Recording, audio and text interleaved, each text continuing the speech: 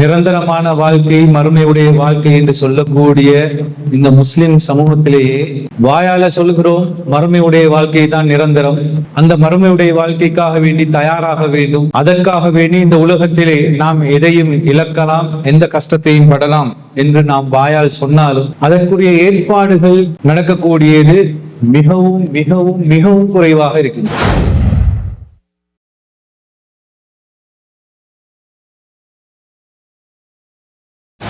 நீங்கள் எங்கிருந்த போதிலும் உங்களை மரணம் அடைந்தே தீரும் என்று அல்லாஹ் தஆலா சொல்றாங்க.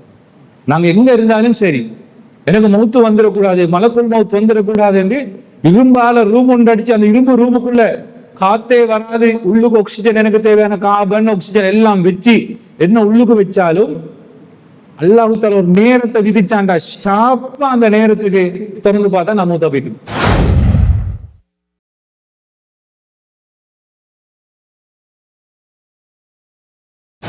அல்லாஹ்வுடைய தூதர் அவர்கள் முன்பின் பாவம் மன்னிக்கப்பட்டவங்க, சுவர்க்கத்துக்கு முதலில் போகக்கூடியவங்க, தலைமை தாங்கக்கூடியவங்க, அல்லாஹ்வினால் சிறப்பித்த ஒரு மனிதன். அவரு கூட தொழுகையில அத்தையாத்துக்கு பின்னால 4 விஷயத்தை கொண்டு இறைவனிடத்துல பாவம் துஆ கேட்பாங்க. அதுல 2 விஷயம் தான் அல்லாஹ்வுடைய தூதர் கேட்பாங்க.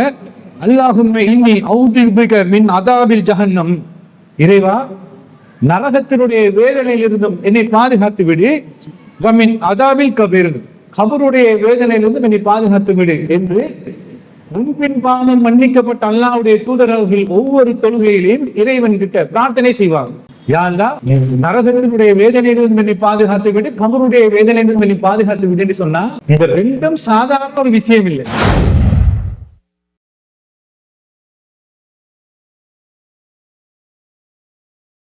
இன்னைக்கு சார்மார் கூட இந்த ஸ்காலர்ஷிப் செய்யற கிளாஸ் செய்யற சில ஆசிரியர்கள் என்ன சொல்லுவாங்கன்னா, ஒரு கிளாஸ்ல 50 பிள்ளை 60 பிள்ளை 100 பிள்ளைக்கு படிச்சு கொடுப்பாங்க. ரிசல்ட்ஸ் வந்தோடனே பாஸ் ஆகின பிள்ளையோட போட்டோவை மட்டும் அகாடமிக்கு முன்னால பெரிய பேனர் அடிச்சு போடுவாங்க.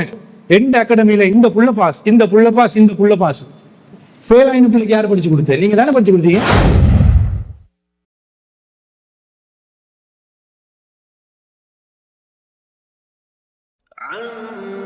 يتساءلون عن النبأ العظيم الذي هم فيه مختلفون كلا سيعلمون ثم كلا سيعلمون. السلام عليكم ورحمة الله وبركاته. الحمد لله نحمده ونستعينه ونستغفره ونعوذ بالله من شرور انفسنا ومن سيئات اعمالنا من يهده الله فلا مضل له ومن يضلل فلا هادي له واشهد ان لا اله الا الله وحده لا شريك له واشهد ان محمدا عبده ورسوله اما بعد. يا أيها الناس اتقوا ربكم الذي خلقكم من نفس واحدة وخلق منها زوجها وبث منهما رجالا كثيرا ونساء واتقوا الله الذي تساءلون به والأرحام إن الله كان عليكم رقيبا. அன்பிற்குரிய சகோதரிகளே, பிள்ளைகளே, வாராந்தம் நடக்கக்கூடிய பெண்கள் பயண நிகழ்ச்சியிலே இன்றைய தினம் மரணம் என்ற தலைப்பிலே சில விடயங்களை உங்களோடு பகிர்ந்து கொள்ளலாம் என நினைக்கிறேன். ஏனென்று சொன்னால், குறிப்பாக இன்று நிரந்தரமான வாழ்க்கை, மறுமையுடைய வாழ்க்கை என்று சொல்லக்கூடிய இந்த முஸ்லிம் சமூகத்திலேயே வாயால சொல்கிறோம் மறுமையுடைய வாழ்க்கை தான் நிரந்தரம், அந்த மறுமையுடைய வாழ்க்கைக்காக வேண்டி தயாராக வேண்டும், அதற்காக வேண்டி இந்த உலகத்திலே நாம் எதையும் இழக்கலாம், எந்த கஷ்டத்தையும் படலாம் என்று நாம் வாயால் சொன்னாலும் அதற்குரிய ஏற்பாடுகள் நடக்கக்கூடியது மிகவும் மிகவும் மிகவும் குறைவாக இருக்கின்றது. அது ஆண்களாக இருந்தாலும் சரி, பெண்களாக இருந்தாலும் சரி. ஒரு ஜனாசா வீட்டுக்கு போய் கலந்து கொள்ளும் போது ஒரு கொஞ்ச நேரம் அந்த ஜனாசாவுடைய மையத்துடைய மரணத்துடைய நாமும் மரணிப்போம் என்ற ஒரு எண்ணம் பயம் வந்தாலும் அந்த பயம் கொஞ்ச நேரத்தோடு இல்லாம போறத பார்க்கும். அப்போ மரணம் என்பது எந்த நேரத்திலும் நிகழலாம், எந்த வயதிலும் நிகழலாம், எந்த நிலையிலும் வரலாம். அதற்காகவே இந்த உலகத்தில் எதையும் செய்யாம வாழ வேண்டும் என்று சொல்லவில்லை, மார்க்கமும் அப்படி சொல்லவில்லை. இந்த உலகத்திலேயும் அல்லாஹ் தஆலா அனுமதி தந்த விதத்தில் எங்களுடைய ஆசைக்கேற்ப வரையறைக்குள்ள, மார்க்கம் அனுமதி தந்துள்ள வரையறைக்குள்ள இருந்து எதையும் அனுபவிக்கலாம். ஆனா எது கூடுதலான நோக்கமாக இருக்கணும்னு சொன்னா மறுமையுடைய வாழ்க்கை தான் மிக முக்கியமான ஒரு நோக்கமாக இருக்க வேண்டும். அது அல்லாஹ் திருமறை குர்ஆன்ல சொல்கின்றார், ஒவ்வொரு மனிதனுக்கும் ஒரு நோக்கம் இருக்கின்றது. அந்த நோக்கம் எப்படி இருக்கணும் என்று சொன்னால் ஃபஸ்தபிகுல் ஹைராத், நல்ல விடயத்தில் நன்மையான விஷயத்தில் உங்களோட நோக்கம் அதிகமாக இருக்கணும் என்று அல்லாஹ் தஆலா சொல்றான். அப்ப இந்த உலகத்துல வாழும் போது இந்த உலக விஷயத்துல மார்க்கம் அனுமதி தந்த எல்லா விடயத்திலும் நாம் என்ன செய்யலாம், அனுபவிக்கலாம், செய்து கொள்ளலாம். ஆனா மறுமையுடைய எண்ணம், மறுமையுடைய வாழ்க்கைக்குரிய ஆசை அதிகமாக இருக்க வேண்டும். அதனால்தான் அல்லாஹ்வுடைய தூதர் இடத்துல அபூபக்கர் ரலியல்லாஹு அன்ஹு அவர்கள் கண் கலங்குறாங்க. ஒரு நேரத்துல, ஒரு சந்தர்ப்பத்தில் அபூபக்கர் ரலியல்லாஹு அன்ஹு அவர்கள் கண் கலங்குறாங்க. கண் கலங்கும் போது ஏனைய சஹாபாக்கள் யோசிக்கிறாங்க, அபூபக்கர் ரலியல்லாஹு அன்ஹு அவர்கள் ஏன் திடீரென்று கண் கலங்குறாங்க. அப்ப சஹாபாக்கள் கேட்கும் போது அபூபக்கர் ரலியல்லாஹு அன்ஹு அவங்க சொல்றாங்க, ஒரு மனிதனிடத்திலே அல்லாஹ் தஆலா கேட்டான், இந்த உலகத்தை நேசிக்கிறாயா மறுமையை நேசிக்கிறாயா என்று. அந்த அடியானோ மறுமையை தேர்வு செய்து கொண்டான் என்று சொல்றாங்க. சொல்லும் போதே மற்ற சஹாபாக்கள் விளங்கிக் கொள்றாங்க, அல்லாஹ்வுடைய தூதர் தான் தேர்வு செய்த மனிதன், அதாவது மறுமையை தேர்வு செய்த மனிதன். அல்லாஹ்வுடைய தூதர் மரணம் நெருங்குகின்றது, மரணிக்க போறாங்க என்ற செய்தி வந்துட்டு என்று சஹாபாக்கள் என்ன நினைச்சு கொள்றாங்க. அல்லாஹ்வுடைய தூதர்கிட்டே அல்லாஹ் தஆலா அந்த மறுமையா உலகமாண்டுக்கு போது மறுமையை தேர்வு செய்யறாங்கன்னா அந்த மறுமையுடைய வாழ்க்கை நிரந்தரமான ஒரு வாழ்க்கை. இந்த உலகத்துல மாதிரி நன்மை செய்தால் இந்த உலகத்துல மாதிரி கஷ்டங்கள், சோதனைகள், துன்பங்கள் எல்லாமே இல்லை. அது ஒரு நிம்மதியான வாழ்க்கை, நினைத்து பார்க்க முடியாத ஒரு நிம்மதியான வாழ்க்கை. இந்த உலகத்துல ஒரு மனுஷன் செல்லுமா, இந்த சின்ன பிள்ளைகிட்ட கேளுங்க, அந்த அதாவது இந்த வாழக்கூடிய இந்த காலகட்டத்துல இந்த சின்ன பிள்ளைகளுக்கு கூட மனசுல ஸ்ட்ரெஸ் இருக்குது. சின்ன எல்லாம் யோசிப்போம், அந்த பிள்ளைக்கு என்ன கவலைன்னு. அந்த பிள்ளைய கொஞ்சம் தண்ணியை கூப்பிட்டு பேசி பாருங்க, அந்த பிள்ளைகளுக்கு இருக்கிற கவலை, உம்மாவால கவலை, வாப்பாவால கவலை. ஏன் அந்த பிள்ளைக்குரிய வயசுல அந்த பிள்ளைய வாழ விட்டுறோம் இல்லையே இந்த சமூகத்துல. அந்த பிள்ளையோட வயசுல ஒரு ஆசை ஒன்று இருக்குமா அந்த பிள்ளைக்கு. அந்த பிள்ளையோட வயசுல மண் விளையாட்டுட்டு வைங்க, உடனே ஏய் மண் விளையாடாத, வைரஸ் பிடிச்சிரும், கை புண்ணாயிரும், கால் புண்ணாயிரும். அந்த பிள்ளைக்கு விளையாட விடுறோம் இல்லை, சுதந்திரமா அந்த பிள்ளைக்கு பேச விடுறோம் இல்லை. அப்படியாப்பட்ட ஒரு வாழ்க்கையில எல்லாமே வாழ்ந்து கொண்டிருக்கிறோம். அந்த சின்ன பிள்ளையில இருந்து பெரிய ஆழ்வர் காட்டி எல்லாருமே ஏதோ ஒரு பெரிய ஒரு பிரஷரோடு வாழ்ந்து கொண்டிருக்கு.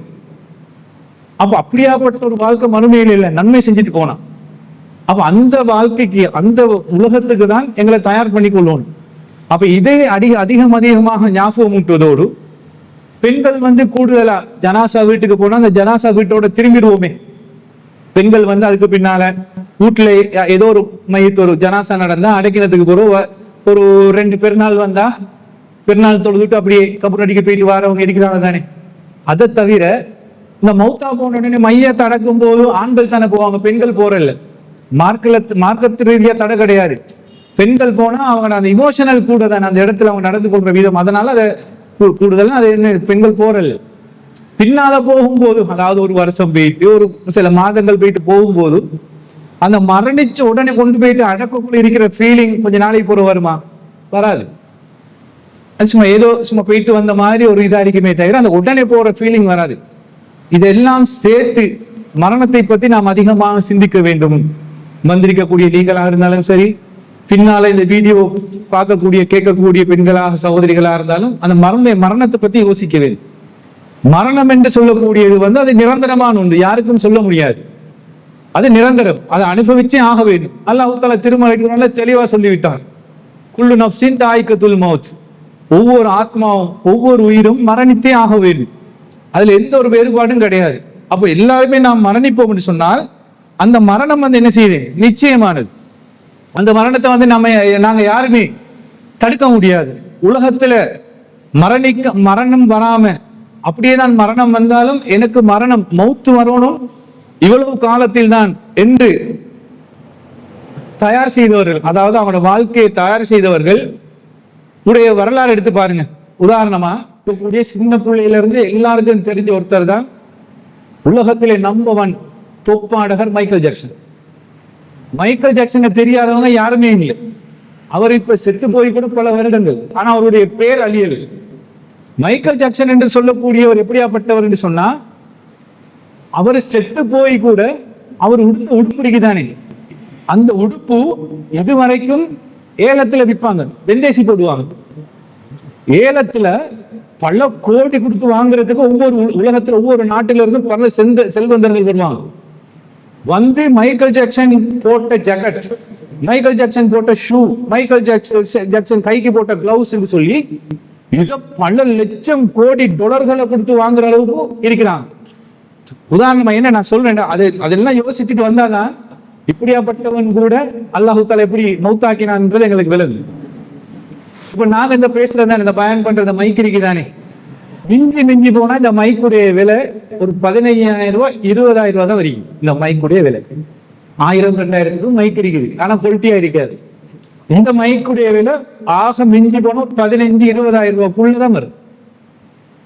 மைக்கேல் ஜாக்சன் பாவிக்கிற மைக் இருக்குதானே, அவன் ஒரு மியூசிக்கல் ஷோல ஒரு ஷோக்கு பாவிக்கிற அந்த மைக்க விலை, அவன் கையால பிடிச்சிட்டு அந்த மைக்க விலை 1 கோடி. வெறுமனே அவன் பாவிக்கிற மைக்க விலை 1 கோடி.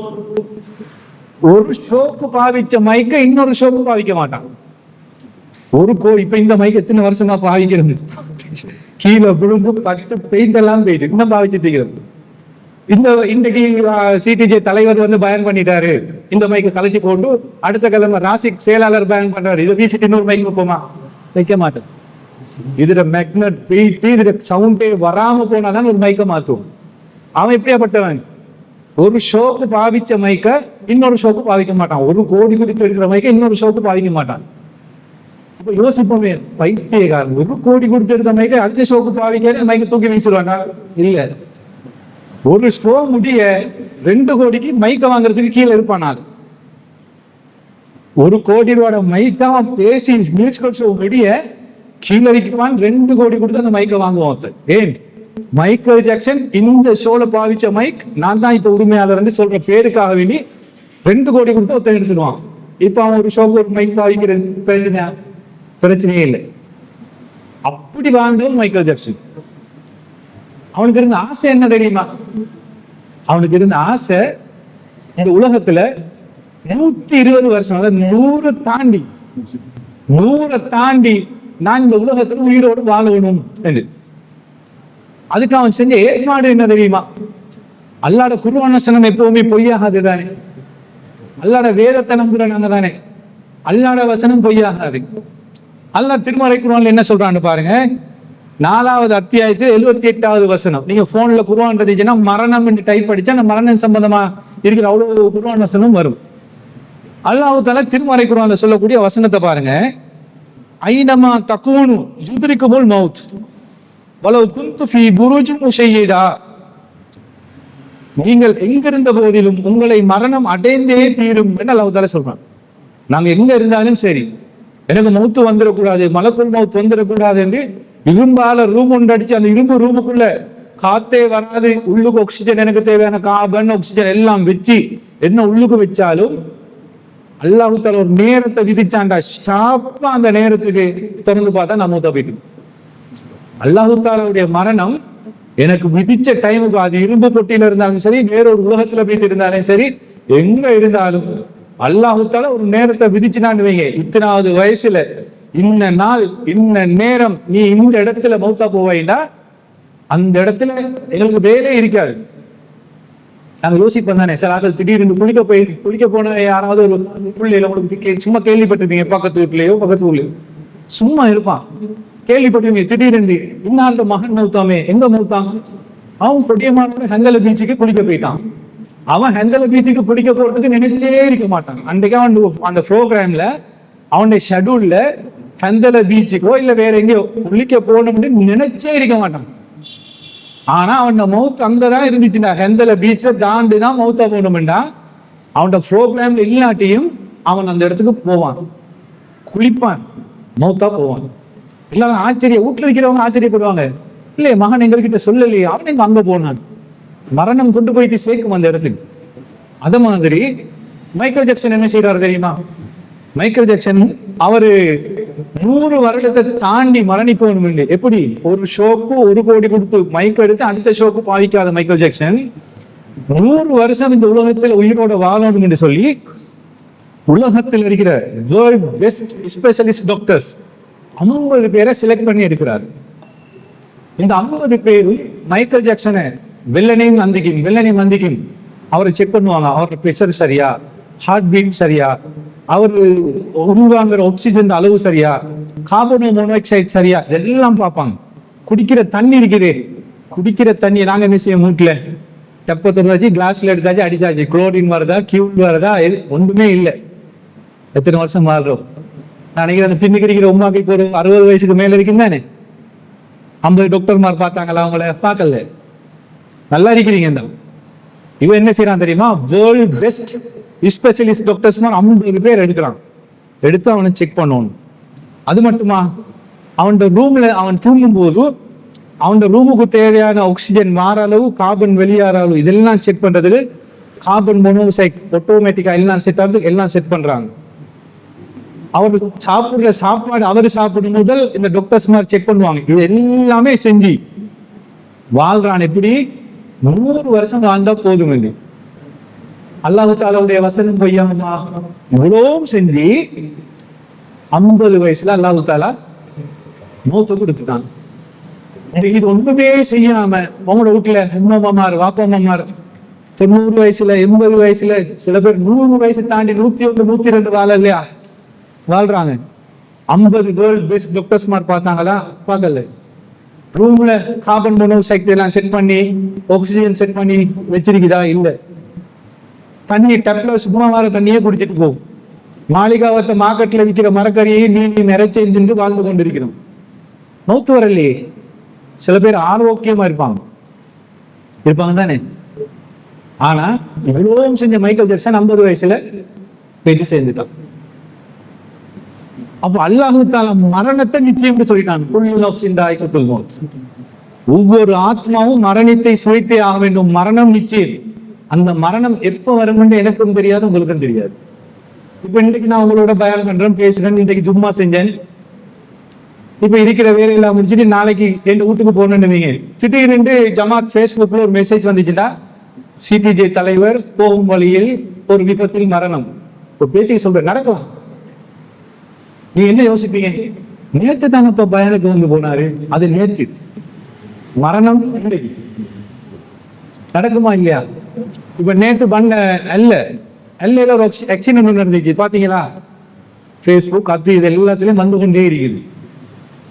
ட்ரிப் போனாங்க, எவ்வளவு சந்தோஷமா போயிட்டு இருப்பாங்க, என்னெல்லாம் நினைச்சிட்டு போயிட்டு இருப்பாங்க, எவ்வளவு போட்டோ எடுத்திருப்பாங்க. போன பஸ் நைட் 8 மணி சொச்சம் நினைக்கிறேன். எல்லையில ஒரு பெண்ட் எடுக்க கூட ஒரு 500 அடி பள்ளத்துல கூட 15 பேர் ஸ்பாட்ல சரி நினைச்சிட்டு போயிட்டு இருப்பாங்களா? அப்ப இதெல்லாம் பார்க்கும்போது மரணம் நிச்சயம்ன்றது உறுதியாகுது. இப்ப நாங்க எத்தனை மையத்தோட்டுக்கும் நாங்க போயிட்டு இருப்போம். இந்த இடத்துல இருக்கிற நீங்க எத்தனை மையத்தோட்டுக்கும் போயிட்டு இருப்பீங்க? ஒவ்வொரு மையத்தையும் பார்த்துருப்பீங்க. சில பேர் ஜனாசாக்களை குளிப்பாட்டி இருப்பீங்க, சில பேர் ஜனாசா எல்லா வேலையும் பார்த்துருப்பீங்க. அந்த ஜனாசா வீட்டுக்கு போயிட்டு இவ்வளவு செஞ்ச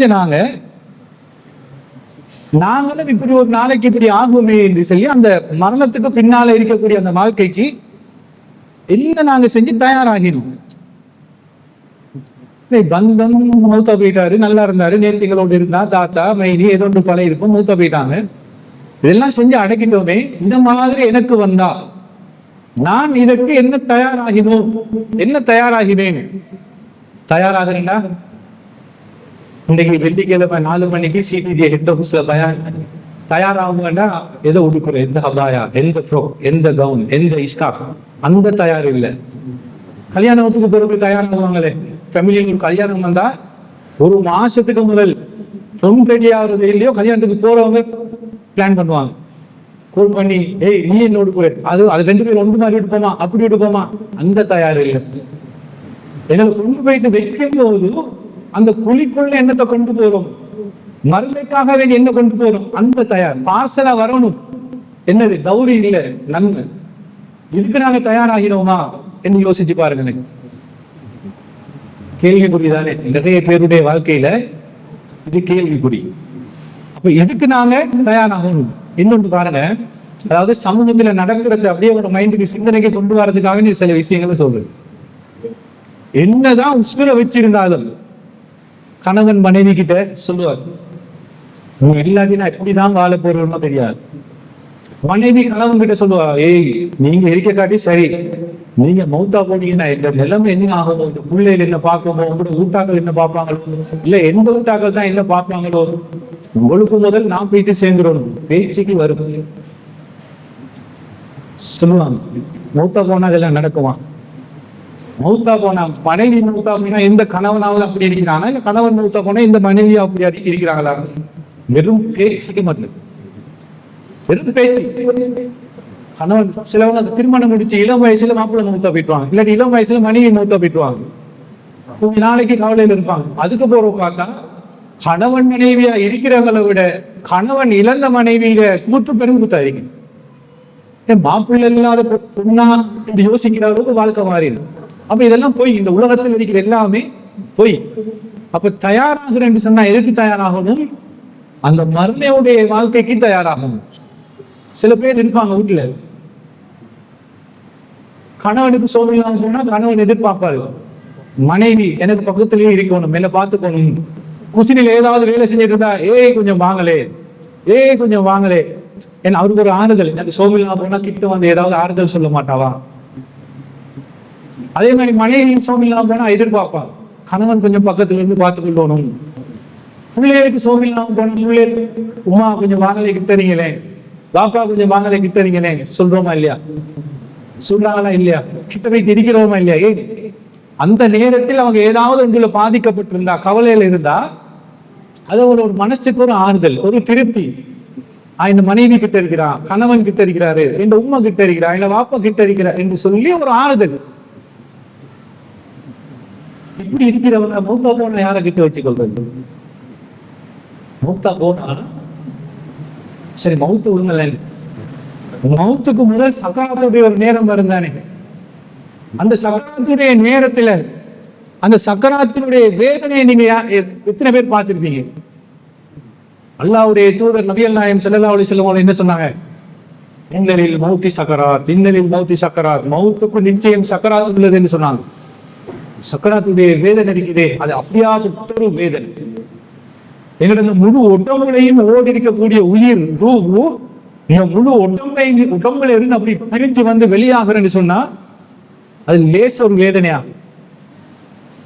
ஒருத்தர் சக்கராத்தில் இருப்பாரு, வளர்ச்சிருக்கிற எல்லாருமே அவரை பார்த்துட்டு தான் இருக்கீங்க. அந்த வேதனையை பிரிச்சு கொள்ள இயலுமா? அந்த வேதனையில பங்கு போட இயலுமா? பங்கு போட இயலாது. அந்த நொடியில இருந்து எங்களோட வாழ்க்கை தனியா தானே போகுது. அந்த சக்கராத்துடைய நேரம் வந்ததில் இருந்து மறுமையில அல்லாஹ் தஆலா எழுப்பாட்டி கபருல வச்சு அந்த கேள்வி கணக்கு முடிஞ்சு மறுமையில எழுப்பாட்டி அங்க கேள்வி கணக்கு கேட்டு சொர்க்கம் நரகம் என்று தீர்மானிச்சு போகும் வர காட்டியும் எங்களுடைய அந்த மறுமை வாழ்க்கை அப்படியே தனியாக தான் போகுது. அப்ப கூப்பிடலாம், ஏய் கொஞ்சம் வாங்கலேன், உமா கொஞ்சம் வாங்கலேன், பாப்பா கொஞ்சம் வாங்கலேன்னு அப்ப கூப்பிடலாம். அப்ப அந்த வாழ்க்கை சந்தோஷமாக நிம்மதியாக இருக்க வேண்டும் என்று சொன்னா எங்களுடைய இப்ப அல்லாஹ் தஆலா தந்திருக்கக்கூடிய இந்த வாய்ப்பு, இந்த வாழ்க்கையை மறுமைக்காக வேண்டி பயன்படுத்திக் கொள்ள வேண்டும். இப்ப சில பேருடைய ஒரு எண்ணம் இருக்கு, நான் திடீர்னு மௌத்தா போறதுக்கு நான் என்ன சோமில்லாம இருக்கிறேன், எனக்கு என்ன வருத்தமா இருக்குது, என்ன வேணும்னா கொஞ்சம் செக் பண்ணி பார்த்தா சுகர் இருக்கு, ஒரு லேசா கொலஸ்ட்ரால் இருக்கு, லேசா ஒரு பிரஷர் இருக்கு, இல்லை இது ஒன்றுமே இல்லை, நான் ஆரோக்கியமா இருக்கிறேன். சில பேரை பாருங்க, எந்த நோயும் இருக்காது, திட்டகாத்திரமா நல்ல ஆரோக்கியமா இருப்பாங்க. திடீர்னு ஒரு செய்தி வரும், மௌத்தா போயிட்டாரு. இல்ல இந்த ஒரு சகோதரியோட பேரை சொல்லி இந்நாள் மௌத்தா போயிட்டாங்க. வாயில கையை வச்சுட்டு யோசிப்போம், நல்லதானே இருந்த கல்லு மாதிரி இருந்த மனுஷனே, எல்லாம் ஒரு நோய் இருக்கலே பேசு அனுபவிச்சு. உண்மைக்கு நீங்க அதாவது மனதில் உறுதியாக நீங்க ஒரு விஷயத்தை ஆழமாக பதிவு வைத்துக் கொள்ளுங்க. மரணத்துக்கு நோய் என்று சொல்வது வெறும் ஒரு காரணம் மட்டும்தான். ஹார்ட் அட்டாக் என்று சொல்றது மௌத்தா போறதுக்கு ஒரு காரணம். திடீர்னு நல்லா இருப்பாங்க, பிரஷர் ஹை ஆகி ஹாஸ்பிட்டலுக்கு கொண்டு போனா சொல்லுவான், மூளையில ரத்த கட்டி ஒன்று பேச்சு மூச்சு இருப்பாங்க. மௌத்து காரணம் என்னது? மௌத்து நேரம் அவருடைய அல்லாஹ் தஆலா அவருக்கு விதித்த அந்த காலம் நேரம் எல்லாமே முடிஞ்சு. காரணம் என்னது? ஹார்ட் அட்டாக், மூளையில ரத்த கட்டி அல்லது ஆக்சிடென்ட், ஏதோ ஒரு விஷயம். இது மௌத்துக்கு காரணம் மட்டும்தான். யோசிங்க, நீங்க சில பேர் இருப்பாங்க, அவங்களுக்கு ஹார்ட்ல 5 பிளாக் 4 பிளாக் 3 பிளாக்னு சொல்லுவாங்க, பைபாஸ் பண்ணணும்னு சொல்லுவாங்க, இல்ல ஸ்டென்ட் போடணும்னு சொல்லுவாங்க. இது எல்லாமே போட்டு ஆரோக்கியமா இருப்பாங்க. சில பேருக்கு திடீர்னு ஃபர்ஸ்ட் ஹார்ட் அட்டாக் வரும், ஆல்மோஸ்ட் மௌத்தானதுக்கு பிறகு சொல்லுவாங்க அவருக்கு ஒரு ஹார்ட் அட்டாக் வந்திருக்குது. அப்ப இது ஒரு யோசிச்சு பார்க்க மனிதன் அறிவுக்கு சரி வருது இல்லையே. 4 பிளாக் 5 பிளாக் இருக்கிற ஒருத்தன் திடீர் இந்த ஆரோக்கியமா இருந்து மௌத்தா போகாம உயிரோடு இருக்கிறான். ஆரோக்கியமா இருந்து திடீர்னு முதல் ஹார்ட் அட்டாக் வந்தோம்னா மௌத்தா போறான். அப்ப மௌத்துக்கு காரணம் தான் அதே தவிர மௌத்து என்பது நிச்சயமானது. அப்ப இதுக்கு நாங்க தயாராகிறோம்னா ஒவ்வொருத்தரும் நாங்க என்ன செய்யணும், யோசிச்சு பார்க்க வேண்டிய ஒரு சந்தர்ப்ப சூழல்ல இருக்கிறோம். அதே மாதிரி பாருங்க, இப்ப இதுக்கெல்லாம் தயாராகிறோம் சொன்னா இந்த மரணம் மௌத்துன்றது எந்த அளவுக்கு நிச்சயம், இந்த அளவுக்கு ஒரு கஷ்டமான காரியம் வந்து பார்த்துட்டு. இப்ப இந்த மௌத்துன்றது இப்ப சக்கராத்துல இருந்து எல்லாம் செஞ்சு மௌத்தா போயிட்டோம்னு சொன்னா இப்ப அதுக்கு பின்னால எங்களை கொண்டு போயிட்டு அடக்கம் செய்யறாங்க. ஏன் இதை சொல்றேன்னா, இது அந்த தலைப்புக்குள்ள வந்ததுதான் இருக்கும். பெண்களுக்கு அந்த கபருன்றத ஒரு வாழ்க்கையை வந்து பெண்களுக்கு ஏன் சொல்றேன்னா, நீங்க அடக்கும் போது அந்த இடத்துக்கு போனா ஒரு கவலை ஒன்று வரும், சில காலங்களுக்கு பின்னால போனோம்னா ஒரு கவலை ஒன்று வராது. அந்த அடக்குற நேரத்துல இந்த கபருடைய அந்த நேரத்தை போயிட்டு சிந்திச்சு பாருங்க. என்னன்னு சொன்னா, கபருன்னு சொல்லக்கூடியது சாதாரண ஒரு விஷயம் இல்லை. நபிகள் நாயகம் ஸல்லல்லாஹு அலைஹி வஸல்லம் அவர்கள் 5 நேர தொழுகையிலையும் அத்தியாயத்தை ஓதினதுக்கு பின்னால, அதாவது இன்னக ஹமீதும் மஜீத் என்று ஓதி முடிச்சதுக்கு பின்னால 4 விஷயங்களை கொண்டு இறைவனிடத்துல பாதுகாப்பு தேடுவாங்க. 4 விஷயத்தை கொண்டு இறைவனிடத்துல பாதுகாப்பு தேடுவாங்க. நாங்க என்ன செய்வோம், இன்னக ஹமீதும் மஜீத்ன்றதோட அஸ்ஸலாமு அலைக்கும் அஸ்ஸலாமு அலைக்கும் சலாம் கொடுத்துருவோம். அல்லாஹ்வுடைய தூதர் அவர்கள் முன்பின் பாவம் மன்னிக்கப்பட்டவங்க, சுவர்க்கத்துக்கு முதலில் போகக்கூடியவங்க, தலைமை தாங்கக்கூடியவங்க, அல்லாஹ்வினால் சிறப்பித்த ஒரு மனிதன். அவரு கூட தொழுகையில அத்தியாயத்துக்கு பின்னால 4 விஷயத்தை கொண்டு இறைவனிடத்துல பாவம் துஆ கேட்பாங்க. அதுல 2 விஷயம் தான் அல்லாஹ்வுடைய தூதர் கேட்பாங்க. அல்லாஹும்ம இன்னி அஊது பிக மின் அதாபில் ஜஹன்னம், இறைவா நரகத்தினுடைய வேதனையிலிருந்தும் என்னை பாதுகாத்து விடு, வமின் அதாபில் கபீர், கபருடைய வேதனையிலிருந்தும் என்னை பாதுகாத்து விடு என்று முன்பின் பாவம் மன்னிக்கப்பட்ட அல்லாஹ்வுடைய தூதர் அவர்கள் ஒவ்வொரு தொழுகையிலையும் இறைவன் கிட்ட பிரார்த்தனை செய்வாங்க. ஒவ்வொரு தொழுகையிலையும், யா அல்லாஹ் நரகத்தினுடைய வேதனையிலிருந்து என்னை பாதுகாத்து விடு, கபருடைய வேதனையிலிருந்து என்னை பாதுகாத்து விடு என்று சொன்னா இந்த 2ம் சாதாரண ஒரு விஷயம் இல்லை. இப்ப நாங்க யோசிப்போம், கபருல கொண்டு போய் அடக்கிட்டு வந்த கபரு தானே, எங்களோட கண்ணுக்கு தெரியக்கூடிய ஒரு குழி தானே கபருன்னு சொல்ற ஒரு குழி, ஒரு சடலத்தை வச்சு வெளியில நாத்தம் வராம வச்சு மூடக்கூடிய ஒரு குழி. அது நாங்க சாதாரணமாக ஒரு குப்பை அதை போட்டு மூட்டத்துக்கு பெற்ற குழி மாதிரியா கபருடைய குழி? அதுல அல்லாஹ்வுடைய தூதரே அது சாதாரண ஒரு குழின்னா அல்லாஹ் கிட்ட துஆ கேட்டிருப்பாங்களே, அல்லாஹ் கபருடைய வேதனையிலிருந்து பாதுகாத்து விடுங்க. எப்படியாப்பட்ட ஒரு இடம்! அந்த இடத்துல விட்டுட்டு அந்த இடத்துல ஒருத்தரை விட்டுட்டு வாரதுன்றது இருக்குதே சாதாரண ஒரு விஷயம். அது விட்டுட்டு வரையலுமா?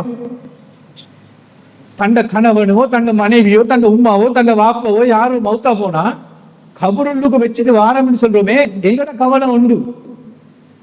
அந்த கபருள்ளுக்கு வச்சமே ஜனாசா, அதோடைய நிலைமையை சிந்திச்சு பாருங்க. யாருடைய பாதுகாப்பு, யாருடைய அரவணைப்பு, யாருடைய ஆறுதல்? போலீஸால பிடிக்க வாங்க ஓடையிலுமா ஒளியலுமா? இந்த உலகத்துல மாதிரி கபருக்குள்ள வச்சு மேலால பலவையை போட்டு மண்ணையும் போட்டு உள்ளுக்கு வச்சுட்டு வந்தா அதுக்கு பின்னால எங்களுக்கு துணை அளிக்கிறது யாரு? நான் ஆரம்பத்துல சொன்ன மாதிரி நாங்க எதை தயார் பண்ணி பார்சல் பண்ணி வச்சோமோ அதுதான் அங்க கூட வந்து நின்று பயப்படாத, நீ நிம்மதியாரி, சந்தோஷமாரி, உன் கூட நான் இருக்கிறேன் என்ற ஒரு ஆறுதல் எங்க இருந்து வரும்? ஒரு கணவன் மனைவிக்கு ஆறுதல் சொல்ற மாதிரி, ஒரு மனைவி கணவனுக்கு ஆறுதல் சொல்ற மாதிரி, ஒரு தாய் தந்தையர்கள் பிள்ளைகளுக்கு ஆறுதல் சொல்ற மாதிரி, பயப்படாதீங்கம்மா, அம்மா கிட்ட இருக்கிறேன், பயப்படாதீங்க, வாப்பா கிட்ட இருக்கிறேன், அது நோவாது அப்படியெல்லாம் சொல்லுவோமே. ஊச அடிச்சா அது நோவாது, மருந்து போட்டா நோவாது, வாப்பா கிட்ட இருக்கிறேன், உம்மா கிட்ட இருக்கிறேன், பயப்படாதீங்க, வாப்பா பிடிச்சு கொள்ளுவேன், இப்படி சொல்ற மாதிரி அந்த கபருக்குள்ள வச்சுட்டு வந்ததுக்கு கூட யாரு வந்து எனக்கு ஆறுதல் சொல்றது? சும்மா ஒரு சாதாரண ஒரு வாக்கையா? நீங்க பிள்ளைகளை ஹாஸ்டல்ல விட்டுட்டு வந்தா, யாரையாவது பிள்ளைகள் ஹாஸ்டல்ல இருந்தா, பிள்ளைகளை ஹாஸ்டல்ல விட்டுட்டு வரும்போது எத்தனை உமாமார் பிள்ளைகளை பிடிச்சி கட்டி பிடிச்சி எவ்வளவு அழுதிருப்பீங்க. பிள்ளைய ஹாஸ்டல்ல விட்டுட்டு வரும்போது உங்களோட கணவன் மாப்பிள்ளை ஏர்போர்ட்ல விட்டுட்டு வரும்போது எத்தனை மனைவிமார் அழுதிருப்பீங்க. உங்களுக்காக வேண்டி உழைக்க போறாரு, ஏர்போர்ட்ல விட்டுட்டு எத்தனை பேர் அழுதுட்டு இருப்பீங்க. அப்படி கட்டி பிடிச்சி அலையலுமா? ஆறுதல் சொல்லலுமா? சொல்லலாம். அந்த கபருக்குள்ள வச்சுட்டு வரும்போது எங்கட கவலை அது. உள்ளுக்கு இருக்கிறவர்கள கவலை என்ன தெரியுமா? அல்லாஹு தாலா அந்த கபருக்கு ஒரு ஜனாசாவை கொண்டு போய் கபருள்ள அடக்கிட்டு போனவங்க திருப்பி வருவாங்களே. இன்னொன்று யோசிங்க, எல்லா ஜனாசா வீட்லையும் பார்க்கக்கூடிய ஒன்றுதான் மையத்து விழுந்தானே. மையத்து விழுந்த உடனே அந்த வீட்டுல எல்லாரும் அந்த ஜனாசாவை பார்த்து கட்டி பிடிச்சி அழுது பிரட்டி கவலைப்படுற மாதிரி கொஞ்சம் நேரம் போக போக போக போக அந்த கவலை இருக்குப்பா. இந்த கவலை இருக்காது. கொஞ்ச நேரம் போக போக நைட்டுக்கு மூத்தா வரணுவீங்க, நைட்டுக்கு ஃபுல்லா அழுது பிரட்டி எல்லாம் செய்வாங்க. கொஞ்ச நேரம் போகல நம்ம அப்படியே என்ன செய்ய, மூத்தா போயிட்டாரு அப்படின்னு ஒரு எண்ணம் வந்துடும். அப்படியே அடுத்த நாள் இன்னும் கொஞ்சம் கவலை குறைஞ்சி அப்படியே கவலை கடைசா இன்னொரு கவலை வரும். என்னது? குளிப்பாட்டி அப்படி சந்தூக்கில் வச்சு கொண்டு போக ஒரு கவலை. வீட்டை விட்டு ஜனாசாவை கொண்டு போயிட்டேன்னு வைங்க, அப்படியே அந்த கவலை திருப்பி குறைஞ்சிட்டு வரும். அதாவது மூத்தா போனவர் அங்க போக உலகத்தில் அடிக்கிற நிலைமை மாறிக்கொண்டே வரும். இப்ப அந்த கபூர்ல வச்ச ஜனாசா இருக்குது, அவருக்கு இருக்கக்கூடிய அடுத்த எக்ஸாம், அடுத்த சோதனை என்னது? கொண்டு போயிட்டு அந்த ஜனாசாவை கபூருக்குள்ள வச்சுட்டு ஒவ்வொருத்தரா திரும்பி வருவாங்க தானே, போட்டவங்க அடக்கி மண் எல்லாம் போட்டு எல்லாம் வச்சு திரும்பி வருவாங்களே. அந்த வரக்கூடிய மனிதர்களுடைய காலடி ஓசைய அந்த ஜனாசா கேட்கணும் என்று அல்லாஹு தஆலா அந்த ஜனாசாக்கு உயிரை கொடுப்பான். சும்மா வச்சுட்டு வர மாதிரியா உயிரை கொடுப்பான். கொடுத்தா மேல இப்ப அவர் உள்ளுக்கு இருப்பாரு, இந்த மேல பூமியில நடந்து போவாங்களே, ஒவ்வொருத்தரா வச்சுட்டு போவாங்களே, அவங்களோட காலடி ஓசைய கடைசி மனுஷன் போகும் வர காட்டி அல்லாஹ் தஆலா காலடி ஓசையை கேட்க வைப்பான். எதுக்கு கேட்க வைப்பான் தெரியுமா? அந்த நேரத்துல யோசிப்பான் மனுஷன், ஆஹா உலகத்துல இருக்கும்போது எத்தனை பேர் சொன்னாங்க, தொழுடா தொழுடா, நோம்பு புடிடா, குர்ஆன் ஓதுடா, அதை செய்டா இதை செய்டா, அதை செய் இதை செய், எல்லாமே சொல்லியிருப்போம். உம்மா அப்பமார் பிள்ளைகளுக்கு நல்ல விஷயத்தை சொல்ல போல பிள்ளைகளுக்கு ஒரு எரிச்சல் மாதிரி வரும். என்னடா இது உம்மா எந்த நேரமும் அதை செய் இதை செய், என்னடா இது வாப்பா எந்த நேரமும் அதை செய் இதை செய், ஒரு எரிச்சல் மாதிரி வரும். இந்த உலகத்துல நல்ல விஷயங்களை கேட்கும் போது செய்யாம பொடுக்கு போக்கெல்லாம் விட்டுட்டு இருப்பாங்களே, அவங்களுக்கு அங்க யோசனை வரணும், அடே என்னை வச்சுட்டு போறாங்களே, இப்ப யாருமே இல்லையே, நான் தொழலையே, நோம்பு பிடிக்கலையே, வட்டியின் பக்கம் போவானு சொன்னாங்களே, நான் வட்டி எடுத்தேனே, அடுத்த மனுஷனை நோவினை செஞ்சேனே, இப்படி என்னென்னலாம் செஞ்சேன், என்கிட்ட இப்ப ஒண்ணுமே இல்லையே, இப்ப வச்சுட்டு போனா இந்த நிலைமை என்ன ஆகும் என்ன ஆகும் ஒரு பயம் வருமே. அந்த பயத்தை உணரணும் என்பதற்காகவே அல்லாஹ் அப்படி ஒரு ஏற்பாடு செஞ்சு வச்சிருக்கிறான். சும்மா யோசிச்சு பாருங்கள், அப்படியே அந்த கற்பனைக்கு எடுத்து பாருங்களேன் எப்படின்னு. எப்படியாப்பட்ட ஒரு நிலைமை, அப்படியாப்பட்ட ஒரு நிலைமை சந்தோஷமாக இருக்க வேண்டும் என்று சொன்னால், இப்ப எங்களுக்கு தந்திருக்கக்கூடிய இந்த வாய்ப்பு, இப்ப எங்களுக்கு தந்திருக்கிற இந்த உயிர் வாழ்க்கை, இதை நாம் சரியாக தயார் செய்து கொள்வோம். அதுதான் தயார். அந்த கபருடைய வாழ்க்கை, மறுமையுடைய வாழ்க்கைக்கு எங்களுக்கு துணையாக இருப்பதற்கு எங்களுக்கு இருக்கக்கூடியது இந்த தயாராக்கப்பட்ட நன்மைகள் மாத்திரம்தான். அந்த நன்மையில சிறந்த நன்மை, நாம் செய்யக்கூடிய அமல்களில் சிறந்த அமல், சிறந்த காரியம் எது? அல்லாஹ்வுடைய தூதர் நபிகள் நாயகம் ஸல்லல்லாஹு அலைஹி வஸல்லம் அவர்களிடத்துல வந்து கேட்கிறாங்க, அல்லாஹ்வுடைய தூதரே, காரியங்களில் சிறந்த காரியம் எது? நாம் எங்களுடைய வாழ்க்கையில செய்யக்கூடிய ஒவ்வொரு காரியம் செய்வோம் தானே, அந்த காரியங்களில் எல்லாம் சிறந்த காரியம் எது என்று அல்லாஹ்வுடைய தூதர் இடத்துல கேட்கப்படுது. அல்லாஹ்வுடைய தூதர் நபிகள் நாயகம் ஸல்லல்லாஹு அலைஹி வஸல்லம் அவங்க சொல்றாங்க, அஸ்ஸலாத்து அலா வக்திஹா, தொழுகையை அதனுடைய நேரத்துக்கு தொழுவதுதான் இஸ்லாத்திலே சிறந்த காரியம். எல்லாமே சிறப்பு. ஒரு சந்தர்ப்பத்தில் அல்லாஹ்வுடைய தூதர்கிட்ட கேட்கப்படும், அல்லாஹ்வுடைய தூதரே, நல்ல காரியங்களில் எது சிறந்த காரியம்? அல்லாஹ்வுடைய தூதர் சொல்லுவாங்க, பசித்தவருக்கு உணவளிப்பது. இஸ்லாத்தில் சிறந்த காரியம் எது? அறிந்தவருக்கும் அறியாதவருக்கும் சலாம் சொல்வது. இப்படி அல்லாஹ்வுடைய தூதர் ஒவ்வொன்றை சொல்லுவாங்க. மெயினா வணக்கம், அதெல்லாம் செயல் தானே.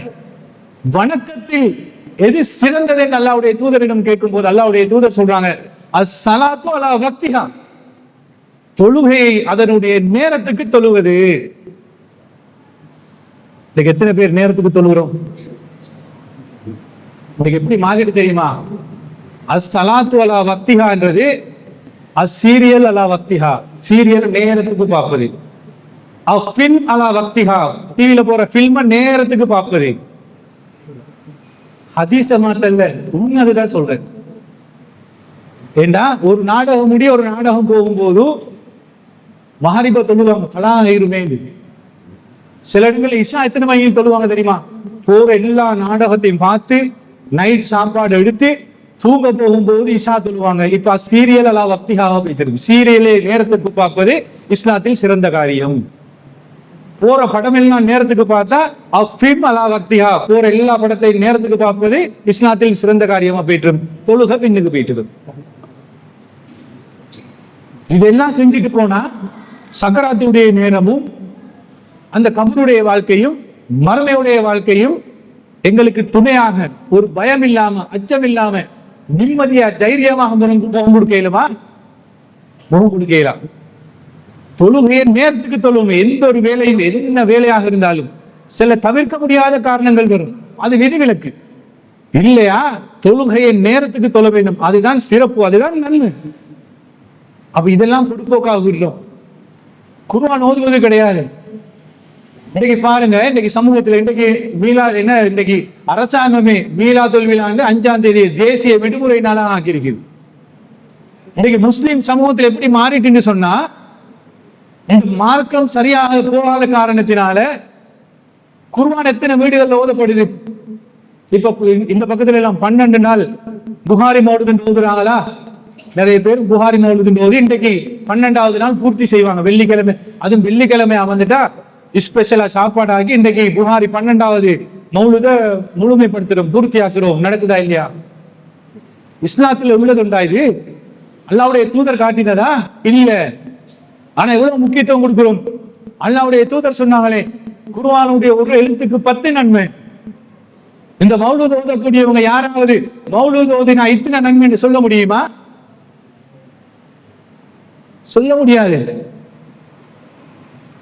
பள்ளி வாசல்ல குர்ஆனை வந்து ராக்கேல அடிக்கி வச்சுட்டு ஒவ்வொரு கிதாபுகளும் வந்து ஓதுறாங்க.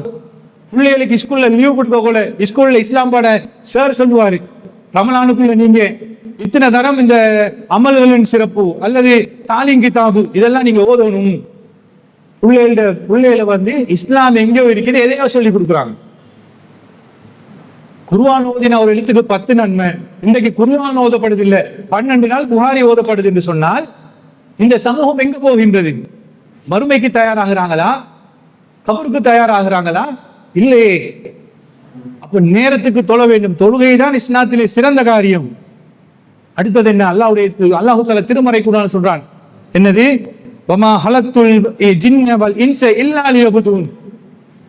அல்லாஹ் தஆலா ஜின்களையும் மனிதனையும் படைத்த நோக்கத்தையே சொல்லும் போது அல்லாஹ்வை வணங்குவதற்காக வேண்டி என்று சொல்றான். அல்லாஹ்வுடைய தூதர் சொல்றாங்க, தொழுகையை நேரத்துக்கு தொழுவதுதான் இஸ்லாத்தில் சிறந்த காரியம் என்று. அப்ப அதுக்கு முக்கியத்துவம் கொடுக்கிறோமா? அதுக்கு முக்கியத்துவம் கொடுக்கிறது இல்லை. அப்ப இன்னும் அல்லாஹ் தஆலா சொல்லும் பாருங்க, இந்த உலக விஷயங்களுக்காக வேண்டி அல்லாஹ் தஆலா திருமறை குர்ஆனில் இந்த என்ன ஜும்மாவுடைய நாட்கள் அதிகமாக ஓதப்படுற சப்ஹிஸ்ம ரப்பிக்கன் ஓதும். அதுல பாருங்க அல்லாஹ் தஆலா சொல்றான், வல் ஆஹிரத்து ஹைரு வ அப்கா. மறுமையுடைய வாழ்க்கை தான் சிறந்தது. அப்ப அந்த மறுமையுடைய வாழ்க்கை சிறந்தது என்று சொன்னால் அந்த மறுமையுடைய வாழ்க்கைக்காக வேண்டி நாம் தயாராக்க வேண்டும். எங்களுடைய குழந்தைகளை தயார் செய்ய வேண்டும். இன்றைக்கு பாருங்க, முந்த நாள் ஸ்காலர்ஷிப்புடைய ரிசல்ட்ஸ் வெளியே வந்துச்சா இல்லையா? தாய்மார்கள் பிள்ளைகளுக்கு மார்க்கத்துக்கு கொடுக்கக்கூடிய முக்கியத்தை விட இந்த உலக விடயங்களுக்கு எவ்வளவு முக்கியத்துவம் கொடுக்குறாங்கன்னு பாருங்க. நான் ஆரம்பத்திலே சொல்லிட்டேன், உலகத்தில் அல்லாஹ் தஆலா அனுமதியாக்கிய எதையும் இந்த உலகத்திலே சாதிக்கலாம். படிப்பது மார்க்கத்தில் தப்பே கிடையாது.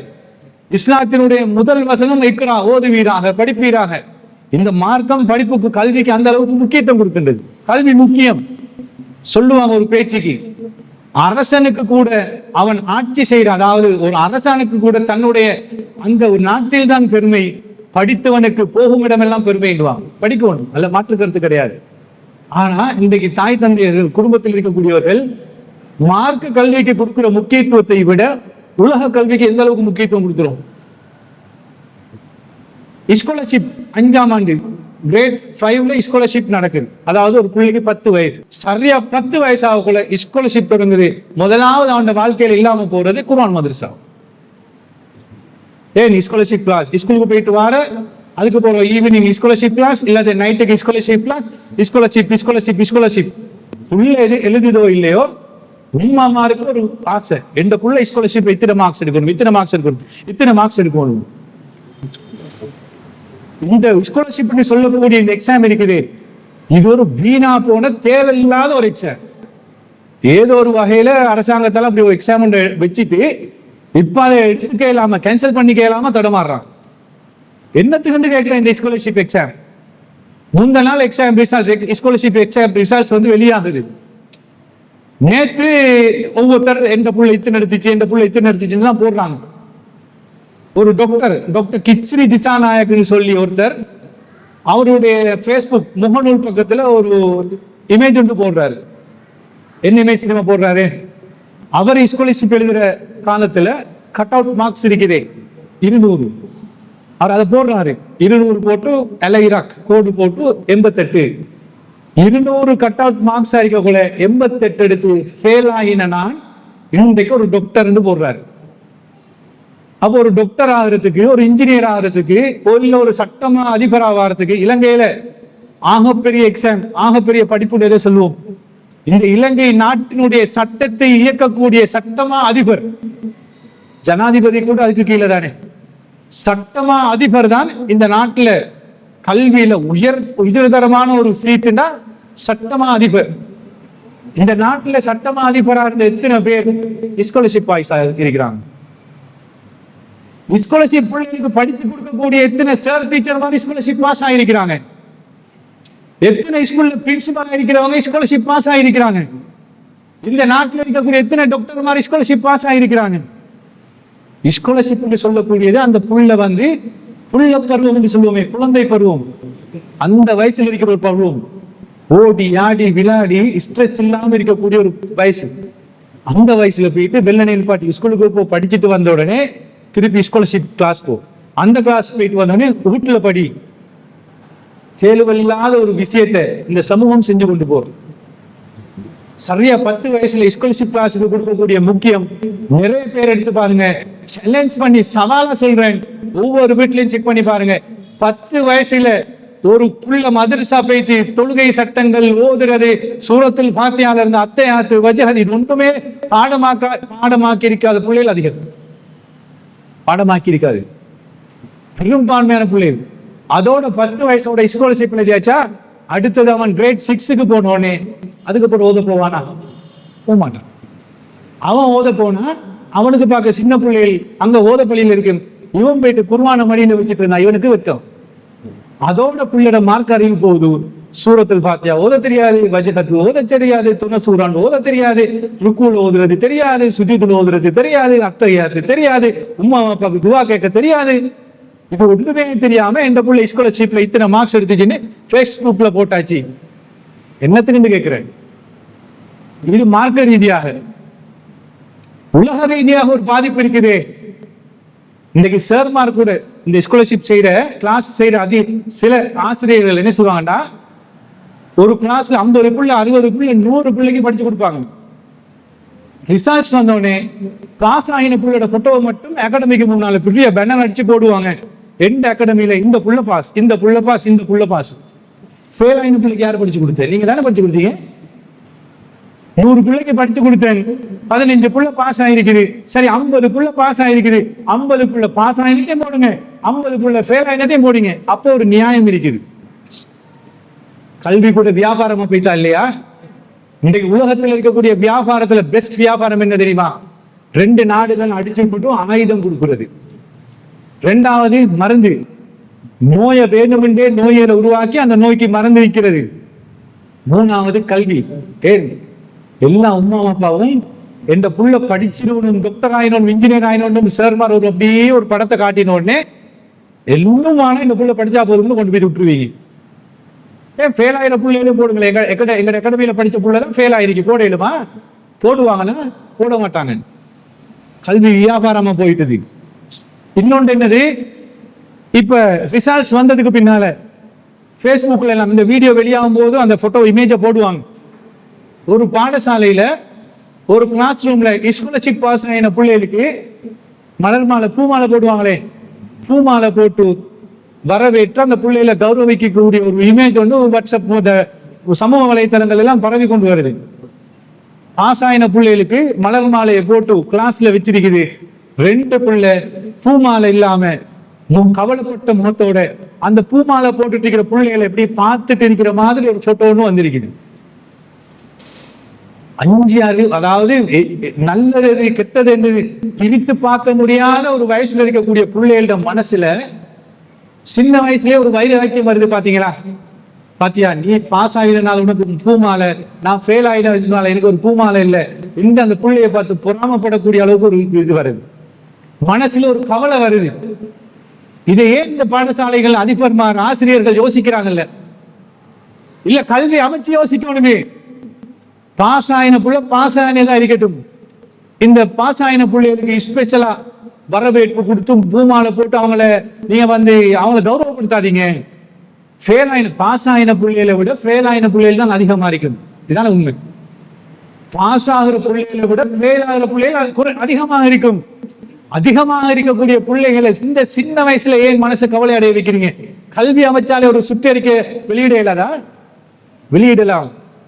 ஏன் இந்த உலகத்துக்கு ஒரு முக்கியத்துவத்தை கொடுக்குறாங்க. உலகம் உலகம் உலகம் என்று சின்ன வயசுல இருந்தே பிள்ளைகள மனசுல உலகத்தை பிடிக்கிறாங்க. ஸ்காலர்ஷிப் எக்ஸாம் முடிஞ்ச உடனே கல்வி அமைச்சினுடைய செயலாளர் ஒரு லேடி, அவரோட பேர் எனக்கு மறந்துட்டு, அவ ஒரு செய்தி ஒன்றை எல்லா மீடியாவுக்கும் கொடுக்குறான். இந்த ஸ்காலர்ஷிப் எழுதின பிள்ளைகள் வீட்டுக்கு வந்த உடனே அவங்ககிட்ட என்ன கேள்வி வந்துச்சு, நீங்க என்ன பதில் எழுதுனீங்க, எப்படி இருந்துச்சு, இது ஒன்றுமே கேட்காதீங்க. வந்த கேள்விகளை கேட்டு அவங்க எழுதின பதில் பிள்ளைன்னு சொன்னால் அதுக்கு அந்த பதில் இல்லை இந்த பதில் வரணும் என்று நீங்க வீட்டுல அவங்களுக்கு சொல்லி கொடுக்காதீங்க. எக்ஸாமுக்கு போயிட்டு வந்த பிள்ளைய அதுக்கு பாட்டுல அப்படியே விட்டுருங்க. அந்த பிள்ளைக்கு ஸ்ட்ரெஸ் கொடுத்துறாதீங்க, மன அழுத்தத்தை கொடுத்துறாதீங்க. கல்வி அமைச்சருடைய செயலாளர் எக்ஸாம் முடிஞ்ச அன்றைக்கு மீடியாவுக்கு கொடுத்த பேட்டி. அப்ப அவருக்கு கூட விளங்குது தானே இது தேர்வில்லாத ஒரு வேலை. ஆனா நீங்க சமூகம் அதை விலங்குலையே. பாடசாலைகள்ல சாதாரண மக்கள், பாமர மக்கள் பிரச்சனை இல்லை. பாடசாலையுடைய அதிபர்கள், ஆசிரியர்கள், அதுல இருக்கக்கூடிய பாடசாலை அபிவிருத்தி சங்கங்கள் இது எல்லாம் யோசிக்கணும். அந்த குழந்தைகளுக்கு மன அழுத்தத்தை கொடுக்க கூடாது. பாடசாலைக்குள்ள இன்னைக்கு போட்டியே.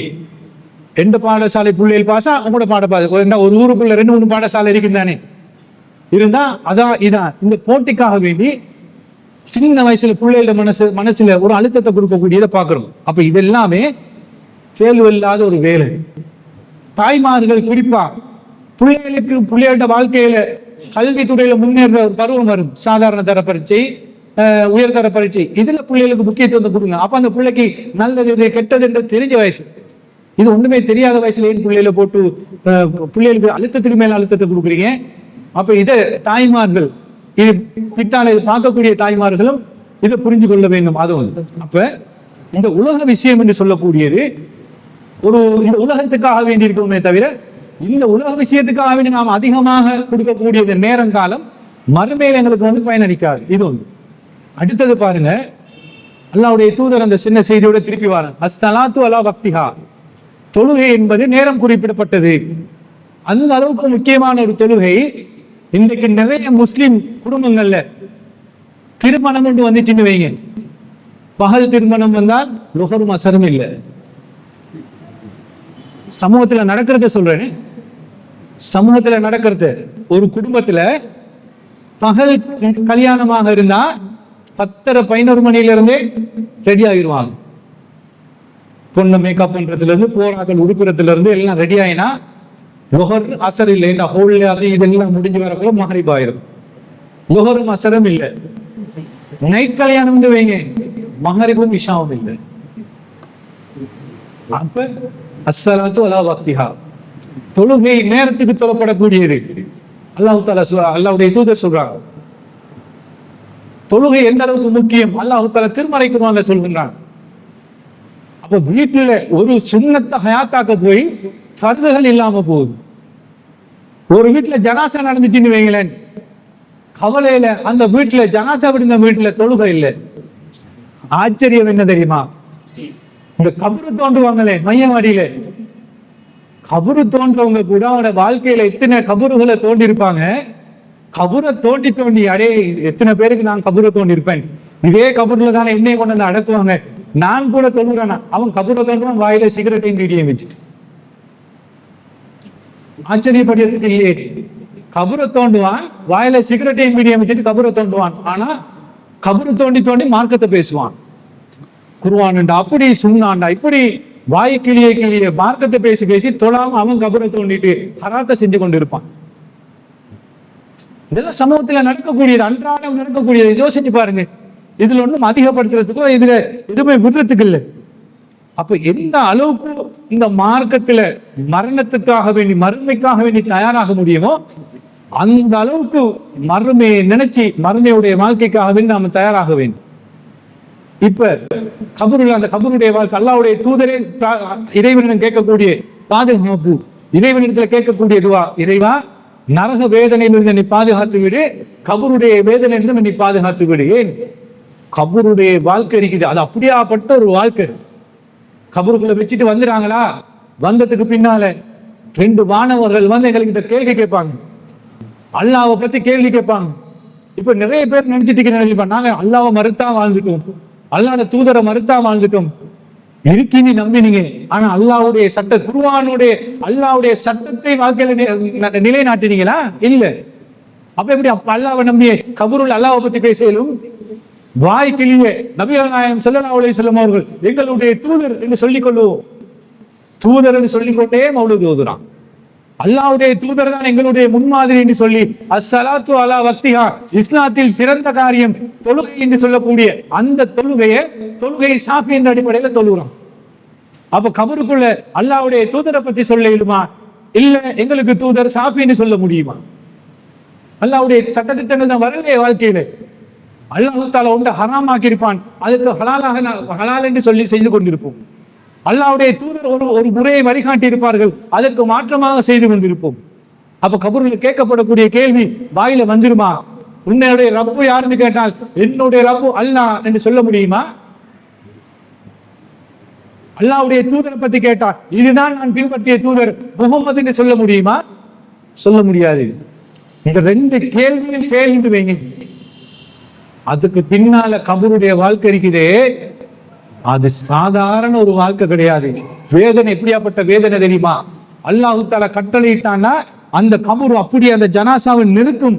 இந்த 2 பிலாயிலும் அப்படியே ஒன்றோடு ஒன்று சேரும் என்று அல்லாஹ்வுடைய தூதர் சொன்னாங்க. நல்லடியார் என்று சொன்னால் வரக்கூடிய வானவர் கேள்வி கணக்கு கேட்டுட்டு அவர் நல்லவராக இருந்தார், அல்லாஹ் தஆலா மீண்டும் உங்களை எழுப்பும் வர காட்டி புது மாப்பிள்ளையை போல ஒரு புது திருமணமான ஒரு மணமகனை போல தூங்குங்கள் என்று சொல்லிட்டு போய்த்துருவாங்க. அவர் ஒரு நிம்மதியான தூக்கத்தை தூக்கி கொண்டிருப்பார். அந்த கபூர்ல வச்ச ஜனாசா ஒரு கெட்டடியானாக நரகவாதியாக இருந்து வச்சுக்கொள்ளுங்க, அவருடைய வாழ்க்கை அவ்வளவுதான். அல்லாஹ் தஆலா நரகத்தினுடைய அவ்வளவு வேதனை, அவருக்கு கீழே விரிக்கப்படக்கூடிய விரிப்பு நரகத்தினுடைய நெருப்பாலான விரிப்பாக இருக்கும். அவருடைய கபருக்கு வீசக்கூடிய அந்த சூடு நரகத்தினுடைய ஒரு சூடாக இருக்கும்.